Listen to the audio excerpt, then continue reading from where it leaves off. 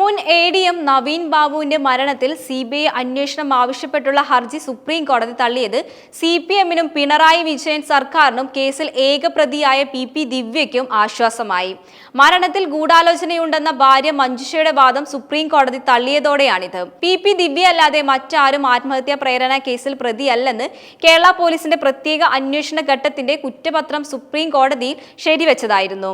നവീൻ ബാബുവിന്റെ മരണത്തിൽ പോലീസ് അന്വേഷണം തൃപ്തികരമല്ലെന്നാണ് സംസ്ഥാന സർക്കാരിന്റെയും സിപിഎമ്മിന്റെയും വാദം.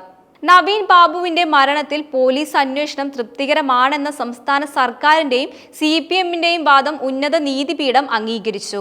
സിബിഐ അന്വേഷണം ആവശ്യപ്പെട്ട് നവീൻ ബാബുവിന്റെ ഭാര്യ മഞ്ജുഷ നൽകിയ ഹർജിയോടെ കുടുംബത്തിന്റെ നിയമ പോരാട്ടം അവസാനിച്ചുവെന്ന് പറയാം. എല്ലാ കേസുകളിലും സിബിഐ അന്വേഷണം നടത്താൻ സാധിക്കില്ലെന്ന് സുപ്രീം കോടതി വ്യക്തമാക്കി. വിശദമായ വാദം കേട്ട ശേഷമാണ് കേരള ഹൈക്കോടതി സമാനമായ വിധി പുറപ്പെടുവിച്ചതെന്നും സുപ്രീം കോടതി ചൂണ്ടിക്കാട്ടി. കേരള പോലീസിന്റെ അന്വേഷണത്തിൽ വിശ്വാസമില്ലെന്ന് ആരോപിച്ചാണ് മഞ്ജുഷ സുപ്രീം കോടതിയെ സമീപിച്ചത്. നേരത്തെ സിബിഐ അന്വേഷണം ആവശ്യപ്പെട്ട് ഹൈക്കോടതിയെയും സമീപിച്ചിരുന്നു. അവിടെ അനുകൂല വിധി ലഭിക്കാത്തതിനെ തുടർന്നാണ് സുപ്രീം കോടതിയിൽ ഹർജി ഫയൽ ചെയ്തത്. നവീൻ ബാബുവിന്റെ മരണവുമായി ബന്ധപ്പെട്ട കേസിൽ അന്വേഷണ സംഘം കഴിഞ്ഞ മാസം Kannur judicial magistrate first class കോടതിയിൽ കുറ്റപത്രം സമർപ്പിച്ചിരുന്നു.